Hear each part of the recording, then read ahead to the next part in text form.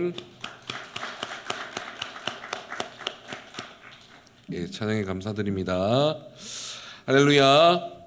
예, 일부 예배 오신 모든 성도님들을 주님의 이름으로 축복하고 환영합니다.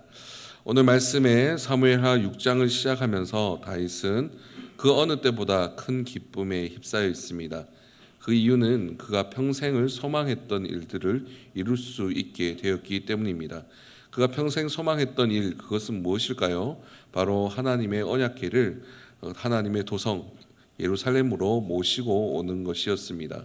사실 언약궤가 지금 이스라엘 민족에서 떠나 있는 이유는 이미 그들의 조상의 범죄로 인하여서 하나님의 언약궤가 블레셋 족속에게 빼앗긴 바 되었기 때문입니다.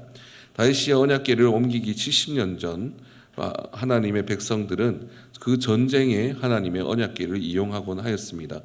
하나님께서 그 언약궤를 통하여서 승리케 하여 주시다는 승리의 방정식이 항상 그들을 뒤따랐기 때문입니다.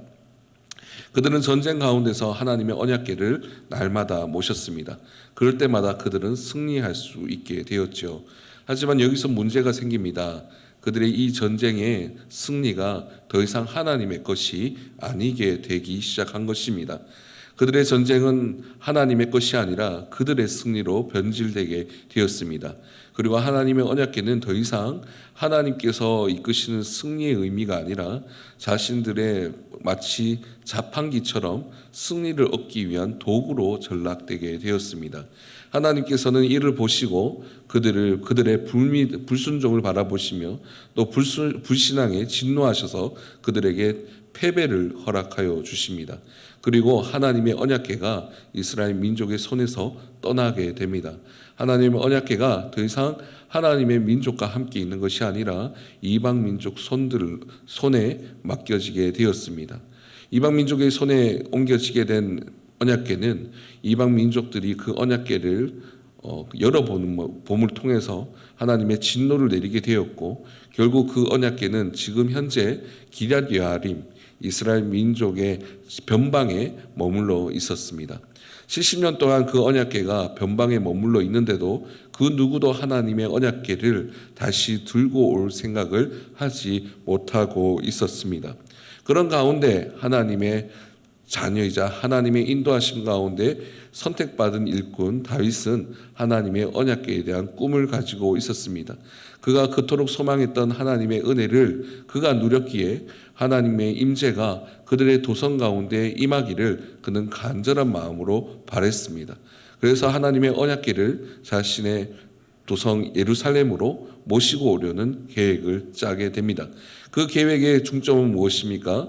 누가 보아도 화려하게, 누가 보아도 놀라운 그러한 사역으로 이 모든 것들을 감당하려고 합니다. 오늘 말씀에 1절, 3절, 5절 말씀을 함께 보겠습니다. 먼저 1절 말씀을 보겠습니다. 제가 봉독하겠습니다. 다윗이 이스라엘에서 뽑은 무리 3만 명을 다시 모으고, 3절 말씀, 그들이 하나님의 궤를 새 수레에 싣고 산에 있는 아비나답의 집에서 나오는데 아비나답의 아들 우사와 아효가 그 새 수레를 모니라. 5절 말씀, 다윗과 이스라엘 온 족속은 잣나무로 만든 여러 가지 악기와 수금과 비파와 소고와 양금과 재금으로 여호와 앞에서 연주하더라. 아멘. 다윗의 계획에 큰 세 가지 특징이 있습니다. 첫 번째는 많은 사람들을 불러 모읍니다. 그 당시에 3만 명, 참 많은 숫자입니다. 지금보다 인구수가 훨씬 작았을 때에 3만 명이라면 그 지역에 있는 온 일대의 사람들을 끌어모아 모이게 한 것입니다. 그것을 통해서 많은 사람들이 이 사건들을 보게 하기 위해서 다윗은 이러한 계획을 세우게 됩니다. 또 특징 두 번째는 무엇입니까? 하나님의 언약궤를 새 수레에 싣고 나옵니다. 그 새 수라는 것은 어떤 것일까요? 그저 새 것이 아니라 모든 사람이 보았을 때도 화려한 수레에 싣고 하나님의 도성으로 인도해 오게 됩니다. 마지막 세 번째 특징은 하나님의 언약궤가 들어올 때에 많은 사람들이 환영하고 영광할 수 있도록 수많은 악기를 동원하여서 하나님의 언약궤가 오심을 기뻐하고 영광 올려드리려고 준비하게 됩니다. 성도 여러분, 우리가 여기까지 보았을 때 하나님의 인도하심에 반응하는 다윗의 태도는 선해 보입니다. 분명히 하나님의 뜻 가운데 있는 것 같고 하나님을 높여드리는 것 같습니다. 하지만 그 하나님을 모시는 그 뜻이 자신의 생각대로 이루어졌습니까? 그렇지 않음을 우리는 말씀을 통해서 보게 됩니다. 6절에서 8절 말씀을 보겠습니다. 6절에서 8절 말씀 제가 봉독하겠습니다. 그들이 나곤의 타작마당에 이르러서는 소들이 띠므로 웃사가 손을 들어 하나님의 궤를 붙들었더니 여호와 하나님이 웃사가 잘못함으로 말미암아 진노하사 그를 그곳에서 치시니 그가 거기 하나님의 궤 곁에서 죽으니라. 여호와께서 웃사를 치심으로 다윗이 분하여 그곳을 베레스 웃사라 부르니 그 이름이 오늘까지 이르니라. 아멘. 자, 모든 것들이 잘 되는 것처럼 보였습니다.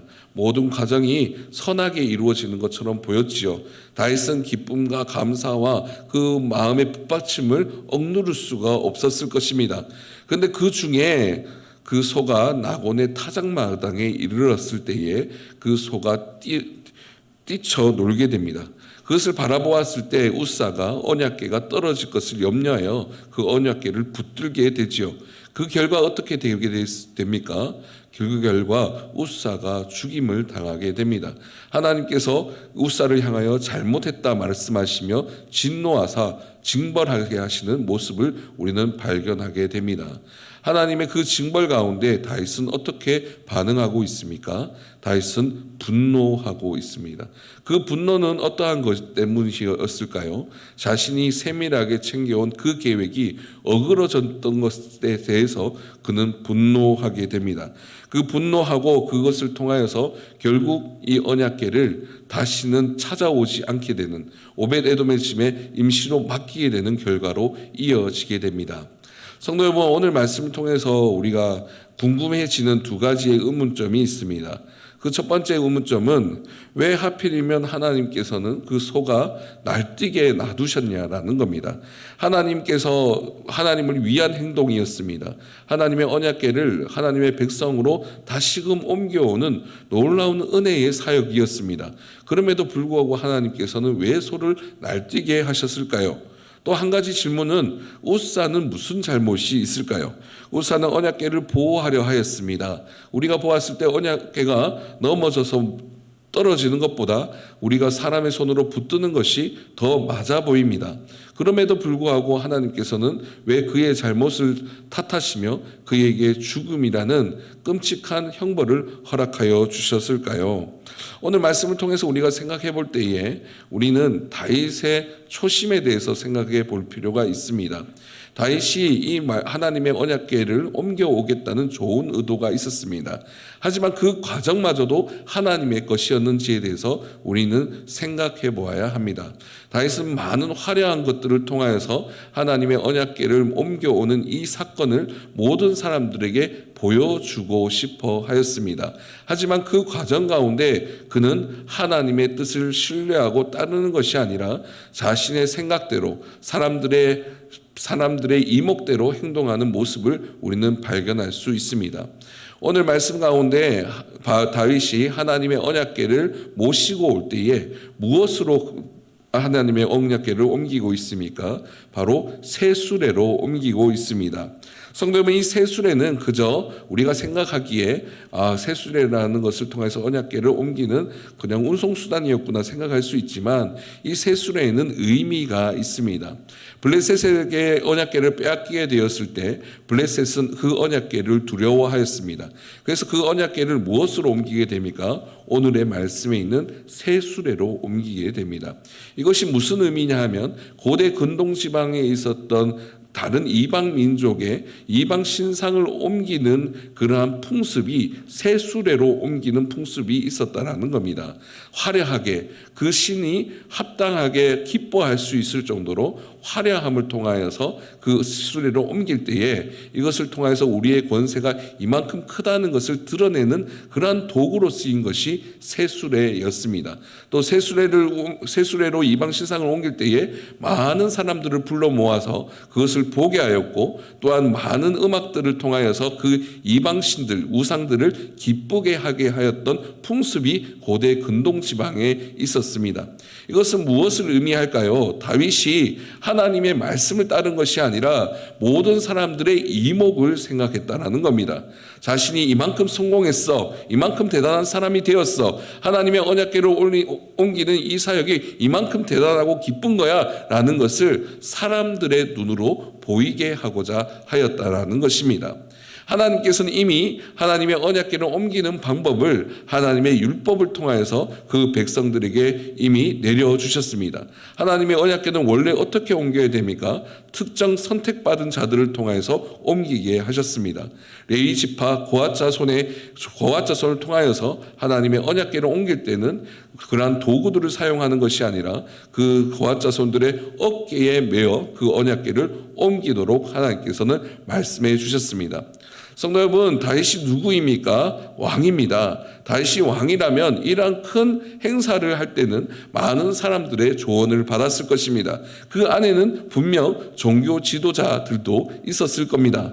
그렇다면 이 율법을 그가 몰랐을까요? 분명히 그는 이 율법을 들었으나 관가하고 사람들의 방법으로 이것을 행하였다는 것을 우리는 알 수 있습니다.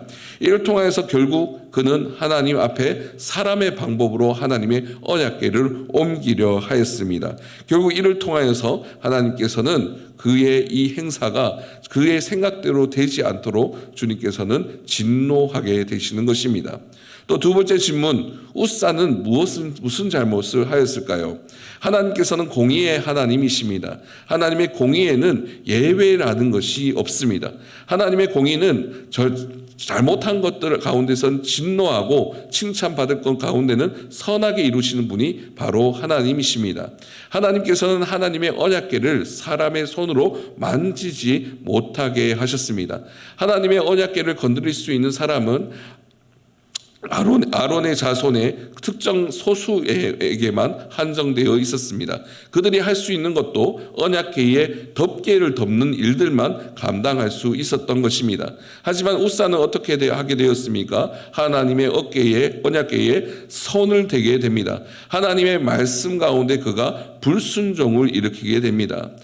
성도 여러분, 우리는 하나님의 말씀을 따르지 않는 불순종이 일어났을 때 우리의 핑계거리를 찾게 됩니다.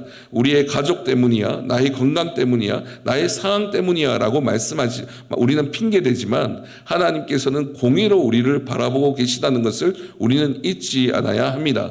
하나님께서는 우리가 온전히 하나님의 뜻 가운데 서기를 원하십니다. 그것이 어떠한 상황이든 어떠한 환경이든 어떠한 모습이든 가운데 하나님의 말씀을 우리의 최우선에 두고 살아가기를 원하고 계신 것입니다.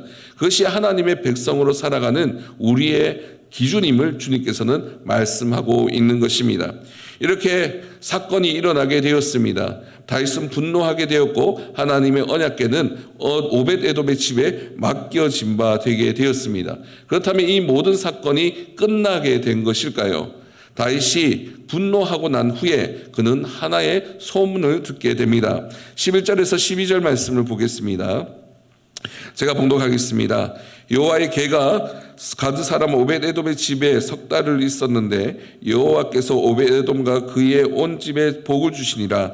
어떤 사람이 다윗 왕에게 아뢰어 이르되 여호와께서 하나님의 궤로 말미암아 오벳에돔의 집과 그의 모든 소유에 복을 주셨다 한지라. 다윗이 가서 하나님의 궤를 기쁨으로 메고 오벳에돔의 집에서 다윗 성으로 올라갔세.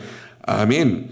3달이라는 시간이 지나게 됩니다. 그런데 그 언약궤가 머문 오벳에돔의 집에 어떠한 일이 일어나게 됩니까? 하나님께서 복을 주셨다라는 겁니다.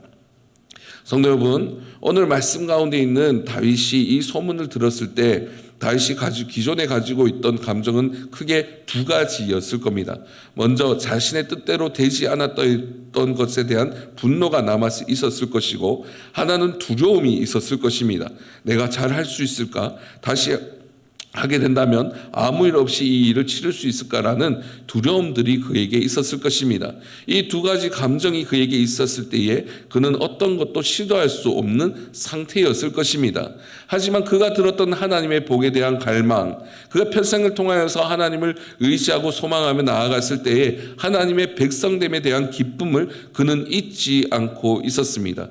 그렇기에 오베데돔의 집에 복이 있었다는 이야기를 듣고 그는 그 복에 대해서 부러워하고 질투하게 됩니다.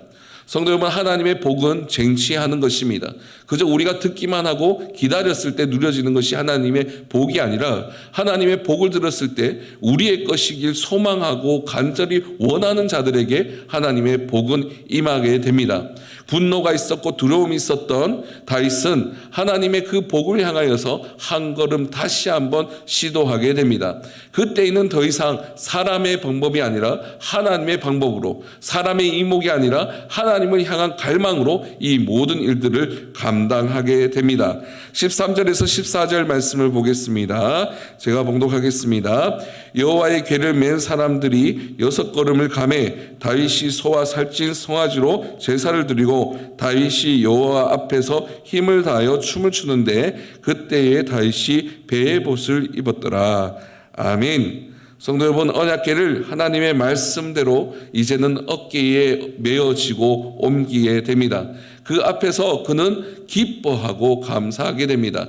그의 기쁨은 어떠한 기쁨입니까? 이전에 가졌던 내가 이만큼 잘 되었어, 이만큼 좋은 사람이야 라는 것을 드러내기 위한 기쁨입니까? 그렇지 않습니다. 그가 하나님을 만났다는 것에 대한 기쁨으로 그는 즐거워하고 있습니다. 그가 잊혀졌던 기쁨, 그의 평생을 통해서 하나님께서 그와 동행하시며 인도하신 것에 대한 감사와 은혜를 다시금 그가 경험하게 됩니다. 그 기쁨에 휩싸였을 때 그는 춤을 추지 않을 수 없게 된 것입니다. 성도 여러분, 다윗이 누구이지요? 왕입니다. 왕은 어떠한 사람이죠? 춤을 관람하는 사람이지 춤을 추는 사람이 아닙니다. 하지만 그가 하나님 앞에 춤을 추었다는 것은 하나님이 그의 진정한 주인이시자 그는 하나님의 종임을 스스로 인정하는 모습임을 우리는 잊지 않아야 합니다. 하나님 앞에서는 어떠한 것도 핑계될 수 없습니다. 하나님 앞에서는 그 모든 것이 기쁨이며 감사임을 다윗은 표현하고 있는 것입니다. 다윗이 어떤 옷을 입었습니까? 배의 옷을 입었습니다. 백성들이 입는 배의 조가리로 그는 옷을 만들어 입은 것입니다. 그의 신분은 그의 신분은 왕입니다. 왕은 그의 의복을 통해서 그의 권위와 권세를 드러내는 자들입니다. 옷이 화려하면 화려할수록 또 장신구가 많으면 많을수록 그만큼 권세 있는 왕임을 드러내게 됩니다. 하지만 하나님 앞에서 그는 무엇을 입었습니까? 배의 옷을 입었습니다.